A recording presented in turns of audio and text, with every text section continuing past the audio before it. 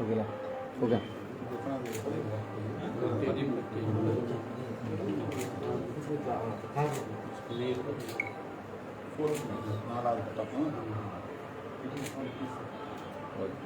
ஆந்திராவில் 4வது கட்ட வாக்குப்பதிவு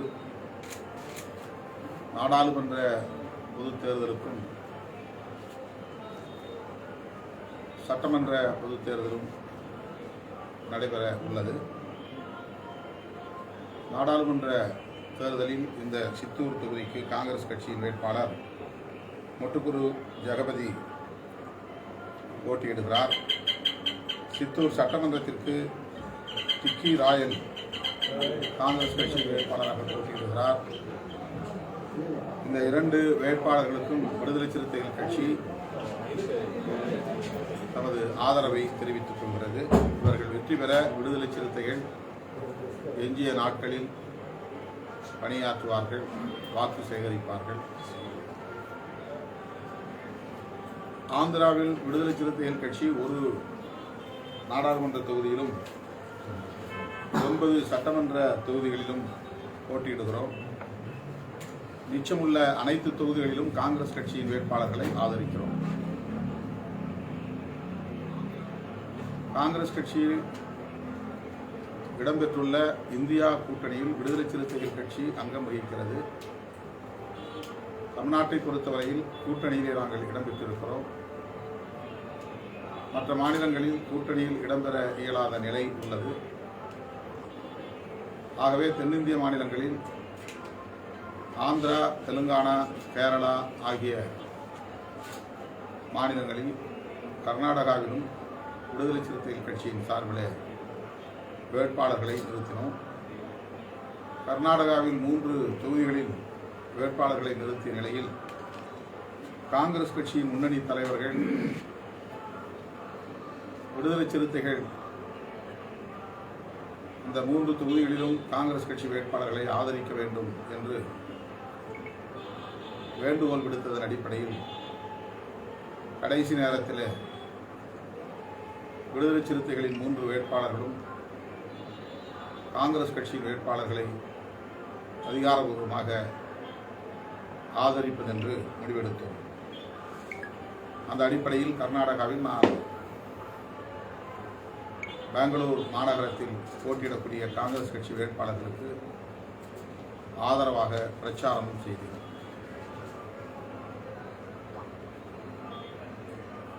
ஆந்திராவை பொறுத்தவரையில் ஆந்திர காங்கிரஸ் கட்சியின் மாநில தலைவர் திருமதி ஷர்மிளா அவர்களை நேரிலே சந்தித்தோம். கூட்டணியில் இடம்பெற எங்கள் விளைவை வெளிப்படுத்தினோம். ஆனால் தவிர்க்க இயலாத நிலையில் கூட்டணியில் இடம்பெற இயலாமல் போய்விட்டது. எனவே ஏற்கனவே முடிவு செய்தபடி ஆந்திர பிரதேச விடுதலை சிறுத்தைகள் கட்சி ஒரு நாடாளுமன்ற தொகுதியிலும் 9 சட்டமன்ற தொகுதிகளிலும் வேட்புமனு தாக்கல் செய்திருக்கின்றனர். எஞ்சிய சட்டமன்ற தொகுதிகளிலும் எஞ்சிய நாடாளுமன்ற தொகுதிகளிலும் அதிகாரபூர்வமாக விடுதலை சிறுத்தைகள் கட்சி காங்கிரஸ் வேட்பாளர்களை ஆதரிக்கிறது. அந்த வகையிலே வருகிற 9ஆம் தேதி மாலை நெல்லூரிலே காங்கிரஸ் கட்சியின் வேட்பாளர் ராஜு IAS அவர்களை ஆதரித்து நான் பிரச்சாரம் செய்ய இருக்கிறேன். இன்று 7, 8, 9 ஆகிய 3 நாட்களில் விடுதலை சிறுத்தைகள் கட்சி வேட்பாளர்கள் போட்டியிடும் தொகுதிகளில் விடுதலை சிறுத்தைகளின் வேட்பாளர்களுக்கு வாக்கு சேகரிக்க திட்டமிட்டிருக்கிறேன்.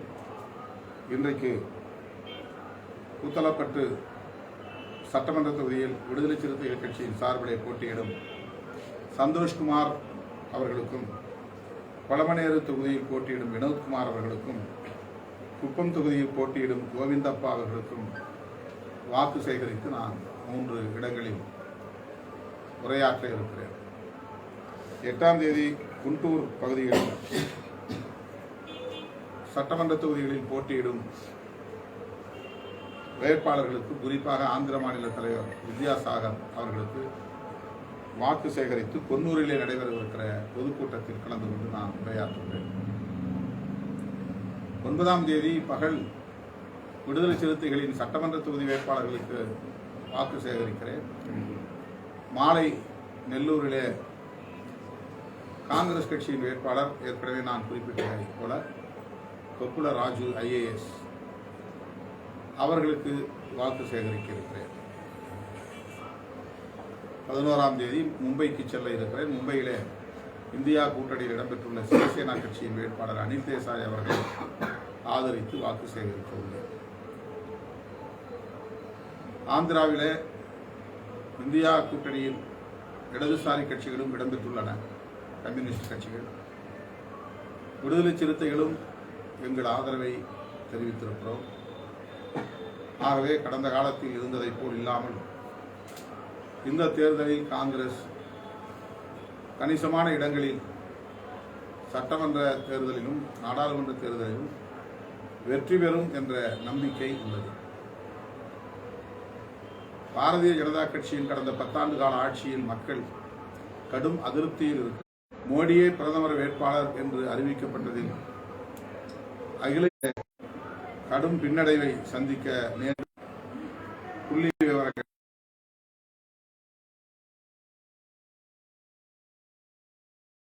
நியாய யாத்திரா ஆகிய இந்த நெடும் பயணங்கள் இந்திய இளம் தலைமுறையினரிடையே பெரும் தாக்கத்தை ஏற்படுத்தி இருப்பதாகவும் நான் பெரிதும் நம்புகிறேன். இது ஒரு அமைதி புரட்சியாக தேர்தல் முடிவுகளின் போது வெளிப்படும்.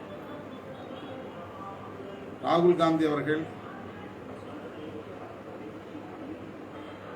நீட் தேர்வு தொடர்பாகவும் GST வரி விதிப்பு தொடர்பாகவும் அந்த வகையிலே ஆந்திராவிலும் அந்த தாக்கம் ஏற்படும் அளிக்க வேண்டும் என்றும் காங்கிரஸ் கட்சி வேட்பாளர்கள் போட்டியிடக்கூடிய தொகுதிகளில் கேட்டுக்கொள்கிறேன்.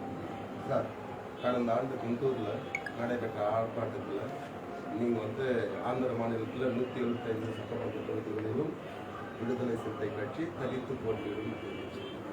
இப்போது ஆந்திர மாநிலத்தில் சித்தூர் மாவட்டத்தில் மட்டும் 9 தொகுதிகளுக்கும் வேட்பாளரை இந்தியா கூட்டணி உருவாகக்கூடிய ஒரு நிலை இல்லாத நேரம், காங்கிரஸோடு இந்த அளவுக்கு நாங்கள் நெருக்கமாக இணைந்து பயணிப்போம் என்று உறுதிப்படாத நேரம் அது. ஆந்திராவில் மட்டுமல்ல, நாங்கள் தென்னிந்திய மாநிலங்கள் அனைத்திலும் தனித்து போட்டியிடக்கூடிய சூழல் தமிழ்நாட்டை தவிர உள்ளது என்பதை நான் அவ்வப்போது வெளிப்படுத்தி இருக்கிறேன். தற்போது நாங்கள் காங்கிரஸ் வழிநடத்தக்கூடிய இந்தியா கூட்டணியில் இடம்பெற்றுள்ள நிலையில் காங்கிரஸ் அணியிலேயே நாங்கள் இடம்பெற வேண்டும் என்றுதான் ஆந்திராவிலும் முயற்சித்தோம்.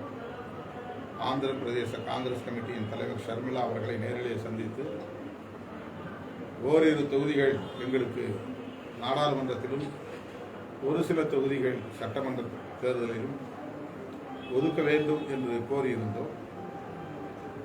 ஆனால் அது வாய்க்கவில்லை.